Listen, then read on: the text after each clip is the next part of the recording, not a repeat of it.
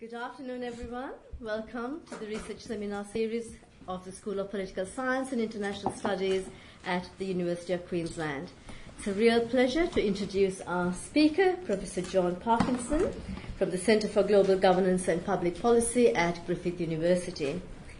John's research interests are in deliberative democracy, political and policy staging, referendums and public involvement initiatives, and theories of policy processes. He has published widely on these topics, including a monograph on democracy and public space, the physical sides of democratic performance, which was with Oxford University Press in 2012. That's just one of John's many publications. And today, John's going to be speaking on cultural scripts in deliberative democracy. So without further ado, it's a great pleasure to have you, John. Welcome. Over to you. Thanks very much, Eloise, and thanks everyone for coming. This paper, and there's a very, very rough draft available, if anyone wants to have a look, is the start of something that I'm working on with Marit Hammond at Keele University. Marit did a long project on political culture and deliberative democracy some years ago. And when we started to talk, my first degree is in anthropology, and it was through chatting with her about cultural issues that we discovered how very different the concept of culture was that we were playing with. And fortunately, she's a lovely person, and we decided to write together. So this is the very first outing of some of these ideas. This is the road test. So that's partly by way of absolving myself from all blame for any utter nonsense that I may spout in the next 40 minutes. And I'm hoping that you will correct me and put me on the right path as we go along. This is not, a finished paper which I'm presenting in all its glory. It's very much a work in progress, and so we'll be valuing your comments. But let's start off with what the problem is for this paper and what we're focusing on.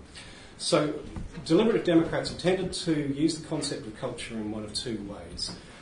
There's been a long-standing argument in the literature about whether deliberation is culturally particular or a universal, something that everybody does. And this was particularly a critique that came up in the early days from people like Lynn Sanders and Iris Marion Young, difference Democrats generally, who thought that the kinds of procedures that the deliberative Democrats valued were the procedures of old white men in university seminars, perhaps. That's the standard critique. Now, deliberative Democrats have responded to that in all sorts of ways, partly by trying to find instances of deliberation in non-Western settings or in non-traditional settings, or using non-traditional in terms of the literature, non-traditional modes of communication. The second way is to think of deliberation as a bridge across cultural divides. So you get people like Flynn or Didier Calverts in Belgium talking about the ability of deliberative mini-publics, especially, very specific kinds of processes, to bring people from allegedly cultural divides on issues that divide them, and that somehow the processes of deliberation are going to help them speak to each other and resolve the conflicts. Now, our claim is that both of those tend to use what, from my perspective, is not just outdated but positively antediluvian concepts of culture. And then the further we go into that, as does most political science. So this is not something that's unique to the deliberative Democrats. And so we kind of I call this concept this is the dark side of the force view of culture. And I'll explain what I mean by that later, but it's the thought of culture as this all-enveloping, all-pervading force which controls us, from which we cannot escape. Forever will it dominate your destiny, in the words of Yoda. So our question is, what happens if you replace this idea of culture with a more up-to-date one? And the answers are quite a lot changes. So on the one hand, and I'm going to just concentrate on two today. One is this idea that deliberation is about mutual reason-giving. Really? What's the force of a better argument? You've got to be joking. Where have these people been? If you take a more modern view of culture, then what goes on in a deliberative setting is pre-scripted performances which are cued by a symbolic context. Pre-scripted. That part's really important. So what we think we're doing in a deliberation is reason-giving, and what we're actually doing is indulging in a pre-given subconscious, often, exchange of cultural scripts. Wow, there goes public reason. Boom. That's a fairly dramatic implication. Second implication, though, is slightly more positive, and I'll talk about this one in a bit more detail. Because on the one hand, we might start to think that if we push this a long way, then we start to see citizens potentially as prisoners of cultural webs, and I'll explain where that webs thing comes from in a moment. But we think a more modern cultural scripts account of culture gets you out of the cultural web and starts to think of citizens as agents, as performative, creative agents. And while there's some elements of the cultural of a more modern conception that can be quite troubling, there are other elements of it which we think are very positive, and we'll pursue that idea at length. So what I'm going to do, very lightning fast. History of the concept of culture since 1870. I'm just going to pick out a couple of salient features. Some of this is quite important because it helps form bridges with how political science and other political disciplines have used the concept and what their anchor points are, what some of their sort of hidden commitments are. I'll outline a more modern concept of cultural practices, have a look at some implications of this for deliberative democracy, and then hint at some possible implications for other sub-disciplines. Most of what I'm going to talk about is the first two, but we'll get on to the second two as we go along. Okay. So, history of culture. In what I'm about to say, I'm largely relying on a historian of anthropology called George Stocking. Wrote a fantastic history of anthropology called Race, Culture and Evolution in 1969, and he's been keeping going for the last 20 years or so. But we start with Franz Boas in 1911, who describes culture as an all-embracing way of knowing that expressed the genius of peoples. In many respects, common usage of the word culture outside anthropology has not changed a lot from that. This all-embracing way of knowing and a connection to people, some concept of who counts as our people. Originally, it was a replacement for the idea of race.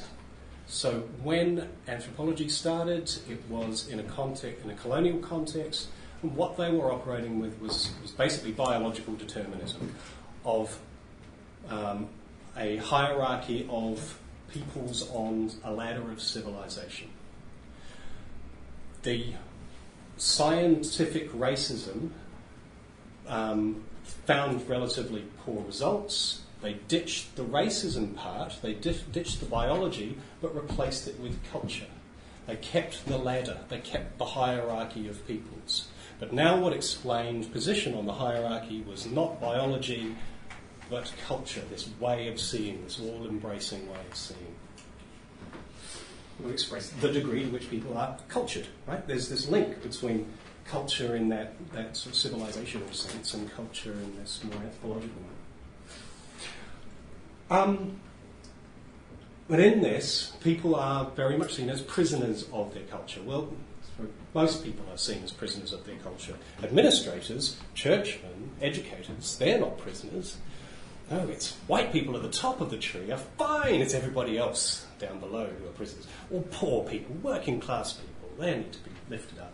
So the thought becomes that you can raise people up the ladder, but not by their own efforts, only by the efforts of the well-meaning further up the ladder. That explains an awful lot of colonial history. That then gets challenged it gets challenges at various points, but the main challenges start to build up around the 1930s and then really kick off in the 50s and 60s. Partly as a result of the efforts of colonised peoples themselves, anthropologists from these allegedly, primitive peoples. And so you get the birth of cultural relativism, the EMIC, the insider's point of view, starting to dominate. And here we have two broad schools, behaviouralist and structuralist. You get the behaviouralism of people like Ruth Benedict, Margaret Mead, various others like that, who still link culture to psychological states. This is about laws of psychology which produce cultural expressions, the way in which our psyche produces views about rightful relationships. That view persists to this day. But you also then get structuralism in two main forms, Claude Lévi-Strauss's kinship focus and Mary Douglas's grid group theory and variations on that theme. Now both of these get rejected in the late 60s, early 70s. Behaviouralists, partly for the same reason as the early psychological determinists got rejected, is because it seemed to treat people as just victims of their impulses. And the structuralism got rejected partly because it over-explained and under-explained. So it over-explains in the sense that structuralism made predictions about variation you would expect to see in the world, which you did not find. But equally, it then failed to explain the enormous amount of variation within, and sometimes the very different practices going on. So the more anthropologists got into the field and the more they explored particular practices in various societies, the more they realised that these grand structural explanations just simply didn't hold, because they could neither explain variation within nor the lack of examples outside. So then we get Clifford Geertz. Everybody cites Clifford Geertz, 1973. Geertz makes a major step forward, and it's thinking about culture as meaning-making. But he has this very famous definition of human beings: an animal suspended in webs of significance he himself has spun. What later meaning-making anthropologists do is reject this web analogy. They start to see culture as being something produced on a daily basis by people in creative and sometimes surprising ways. And Adam Cooper is particularly important on this, talking about culture, people not as victims but as agents, who make events tractable, who make the meaningless meaningful, which allows them to deal with it and allows them to order social relations relative to events or social relations or physical events. So he puts agency back into the whole thing. Whereas for Geertz, culture is still this thing, this entity into which we are born and from which it's almost impossible to extract ourselves. Cooper's got a much more dynamic view. And that is really, really important to where we are to some extent today. Now, I'm grossly simplifying a much more complex story here, but for the purposes of this, I'll stick with the simple version. But essentially what you get is that culture is no longer thought of as a thing. In fact, some anthropologists refuse to use the noun culture. They now talk about a realm of the cultural or cultural practices. And I quite like that. I quite like this culture as practice. And Swidler defines cultural practices as a flexible stock of available symbolic forms through which people experience and express meaning. But the crucial thing about it is that it's in context, it's in particular situations for particular groups of people.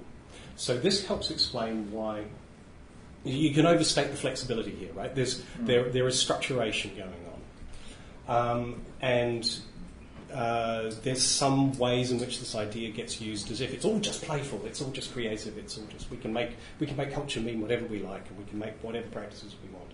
Well, no, because it's about interpersonal relations, and depending on the spread of your social relationships, your position in a hierarchy, the power relations involved, material forces, political economy just doesn't magically go away, right? It's a flexible stock in context, in a context of mutual meaning making of social relationships. Okay? So that's the concept of culture that we're running with, and we want to see what that implies for deliberative democracy. I'm going to explain that a little bit more in a second, but I just want to take one step back and make a remark about the study of political culture. I apologise for the somewhat aggressive tone of this, but nonetheless I think this is perhaps right. Armin and Weber, if you go back to Armin and Weber, have a look at the references they cite, have a look at the concept of culture they deploy. It's 1930s psychological determinism. And yet we know from the subsequent 80 years that that's not right for all sorts of reasons. Number one, this idea of national cultures, that we have some kind of Westphalian order of culture which is internally homogenous and butts up against other cultures, which then produce Huntington.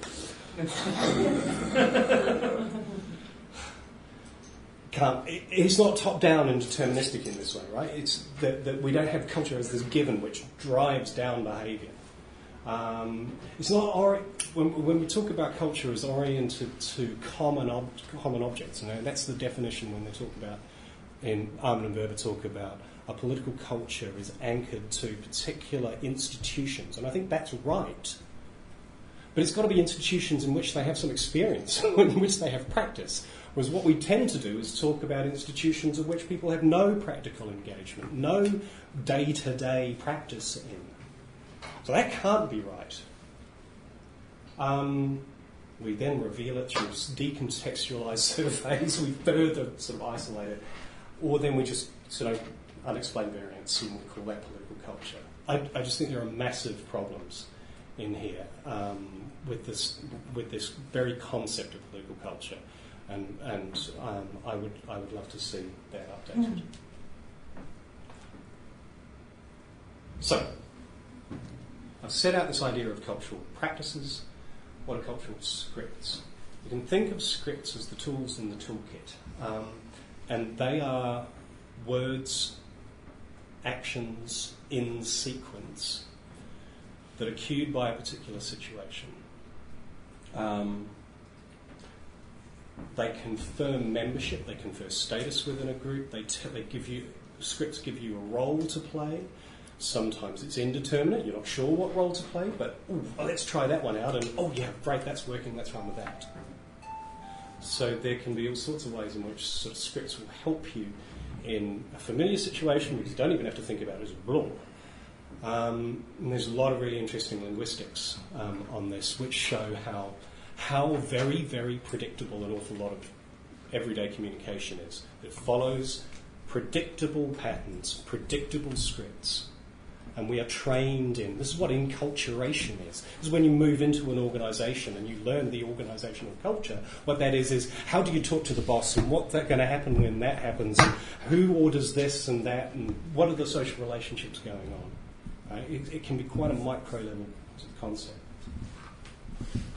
I popped up this brief allusion to the psychology literature because there's concepts being used extensively in psychology in some really interesting ways. So there's Tompkins' script theory of personality is from 1979, but subsequent people have been developing this to look at. My favourite is the study of memory, and the way in which experimentally they've demonstrated this, that people's memories, reported memories, follow narrative conventions, predictable narrative conventions, and often repeat tropes that are out there in the media or out in public discussion. They think they've remembered an event. What they're doing is repeating a commonly available script. And that we say, what do you remember? They'll play them some event, they'll show them a video. What do you remember from that? And the memory written down follows a narrative that has some overlap but not a one-to-one relation with the video that was just played them. So it'll happen that quickly that people will reframe things in terms of familiar cultural scripts. They're memories. We think of memory as this recording device. No, it's a storytelling device. It's a narrative device. Wow. That creates all sorts of interesting problems for social science, just that thought alone. By the way, for those who know the deliberative literature, one of the leaders in this field is a gentleman called Tilman Habermas, son of Jürgen, at Frankfurt University. Anyway, a couple of quick points to make about scripts.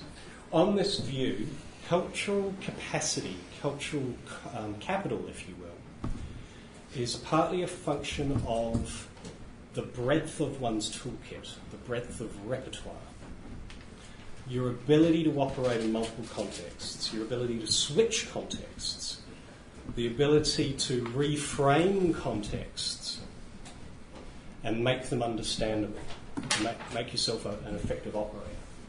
And that capacity is developed through use. The more different kinds of situations you find yourself in, the more you develop the capability to operate across different boundaries. I'll give you some examples of that in a second. Originally, it was thought that scripts broke down when people encounter new situations. You haven't got a script for it. How do you cope? Now, what psychologists think is that you deploy variants of the scripts you're already familiar with. So you'll say, oh, this new situation. Imagine somebody never been to a university seminar before, never been in a room like this, and they come into this room and think, oh, wow, this is a bit like school. I'll behave like it's school. Who's the teacher? And then suddenly everyone else starts talking, hang on, I wasn't prepared for that. And then start to deploy some new scripts. Oh, maybe it's a bit like a debate.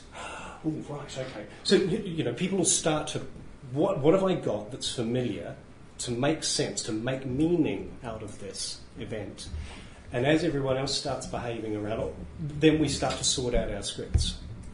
So we'll either fall back on familiar ones or we'll start to invent new ones to deal with an entirely novel situation. So we create them through interaction. The third point to make is that scripts enable and constrain. And this depends in part on the content of the script. So some scripts can be very rigid in the sense that person at the front of the room does all the talking for the first 40 minutes, and then you guys get to go and don't interrupt, etc., etc. Right? If you're operating in a setting where there's a set of cues which signal hierarchy, then you will get a set of scripts activated which reinforce that, and everyone gets locked down into roles. But other kinds of scripts are much more open. They encourage novelty, they encourage discussion, and there's all sorts of interesting stuff about the relationship that culturally capable individuals can play in opening up discussion groups. The stuff that's going on in linguistics on this is really interesting. So we shouldn't interrupt? Absolutely not. No account.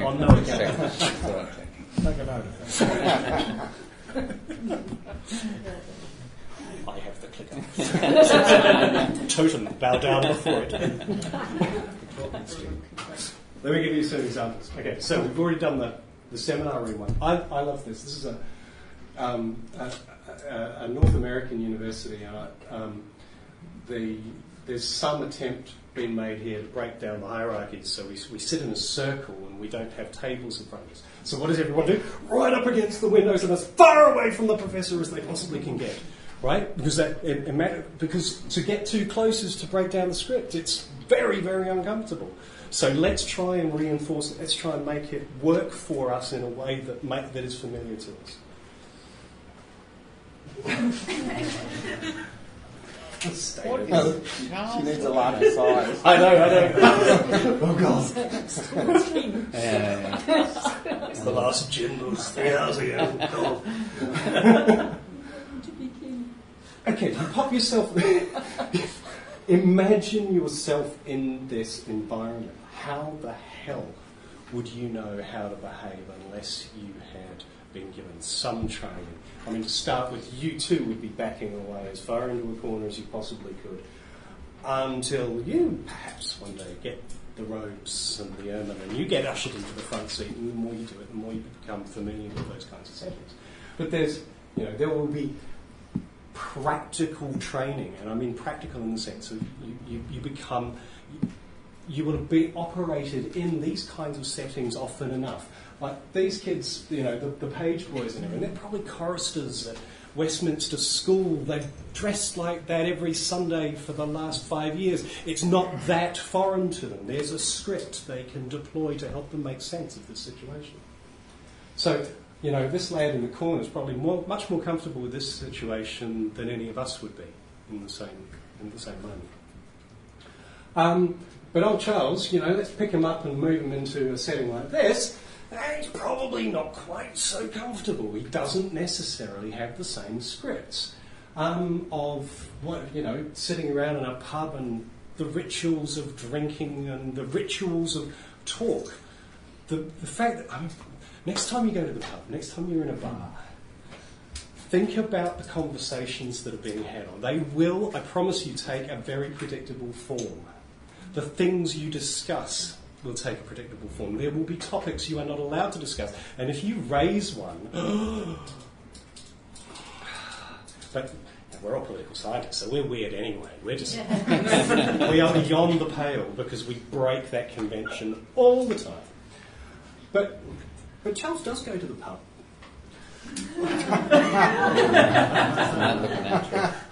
Oh, what's this? I know. Nice fruity bar, very Lord. I don't know if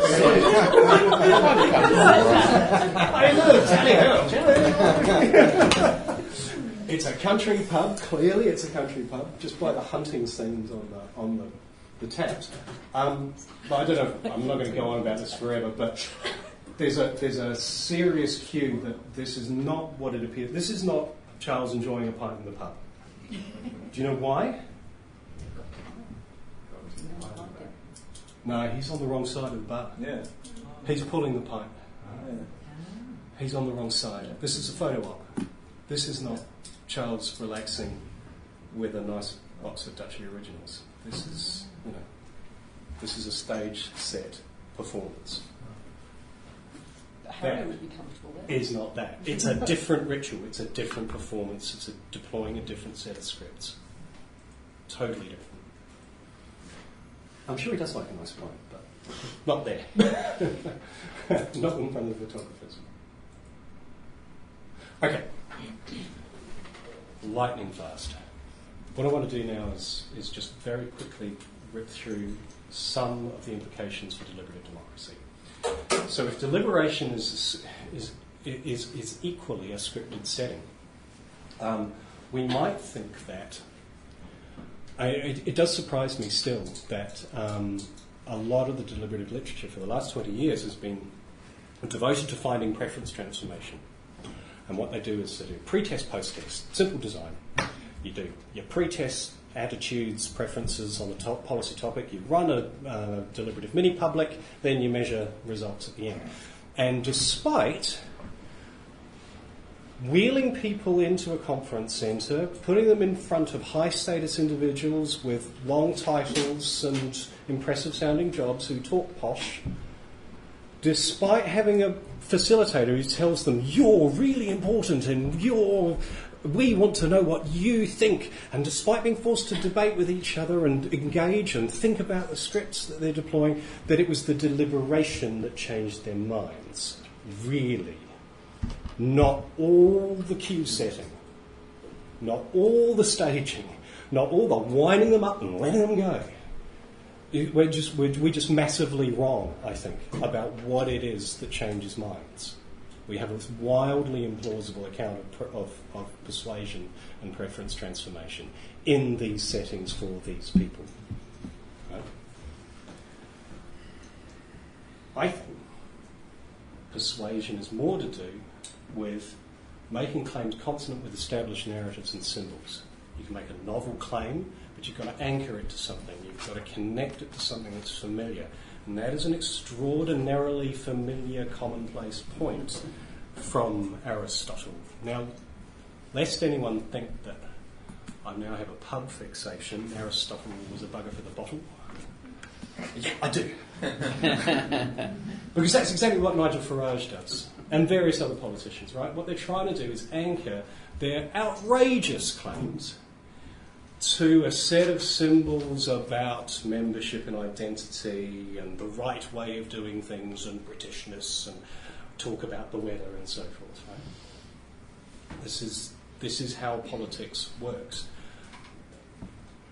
I think deliberation works the same way, but it's a different kind of script. Now, here's the...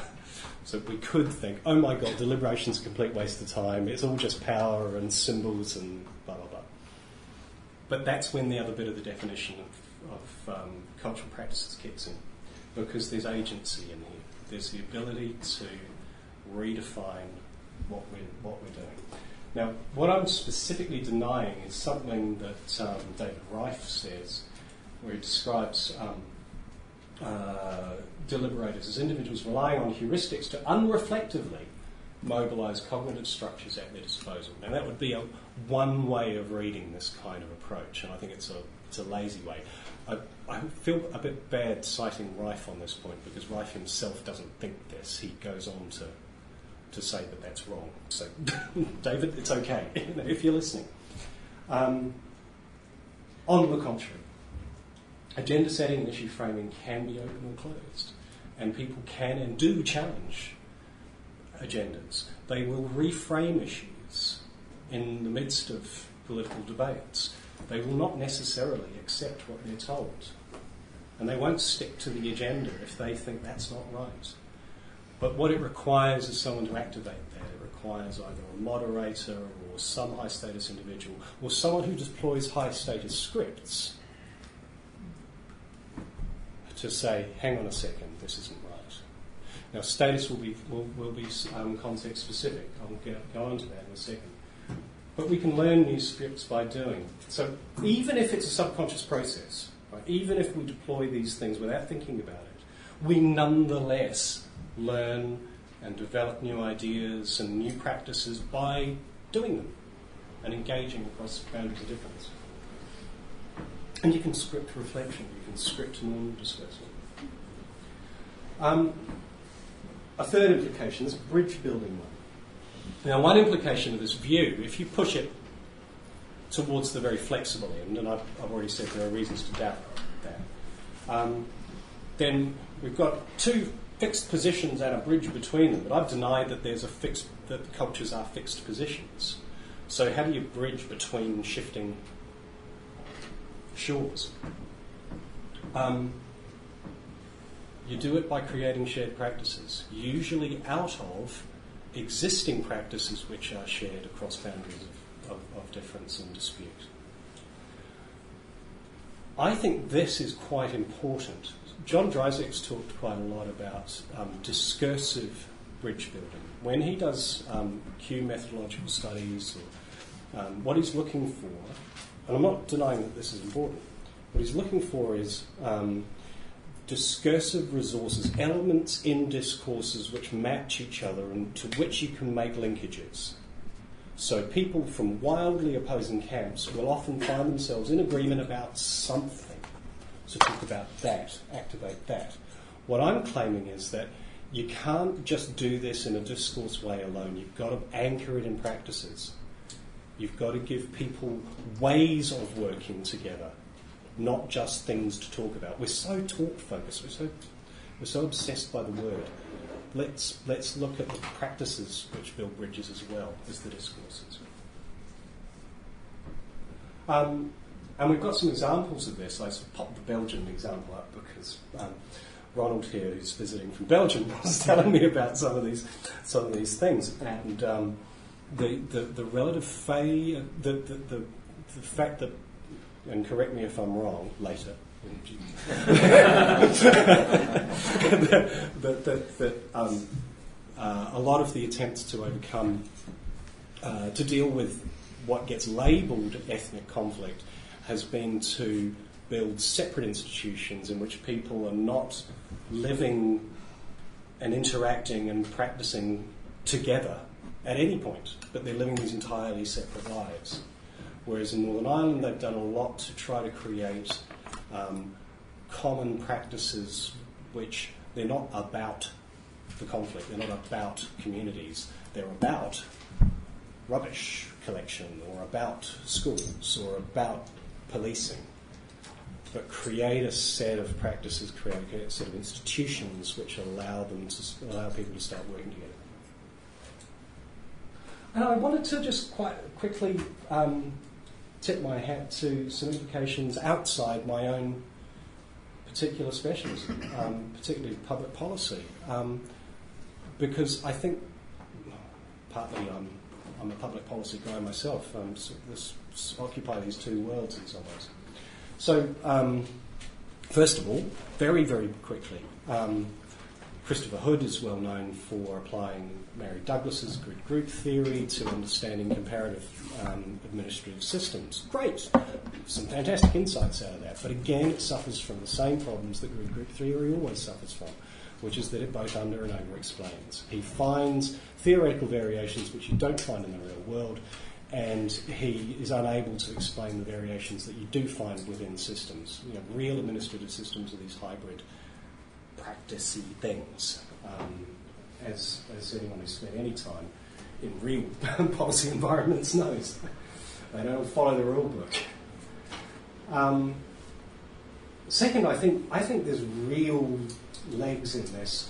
If we want to respond to what quickly I've called the new behavioralism, which is kind of nudge theory that's now on steroids in various government departments. It's just astonishing. You know, they're crawling with psychologists and economists and designers, architects, trying to design behaviour into the built environment.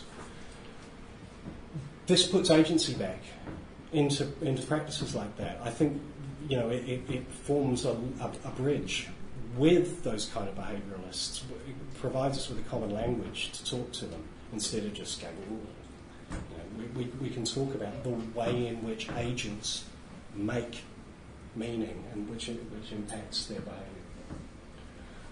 There's great stuff by Martin Heyer, I won't go on about that. And I've just sort of flagged up this user-focused design because even the designers are starting to think about these kinds of things. When I say user-focused design, this is an engineering term. We're getting people involved in, it's not just sort of 1960s focus group stuff. It's understanding how real people use the products of engineering.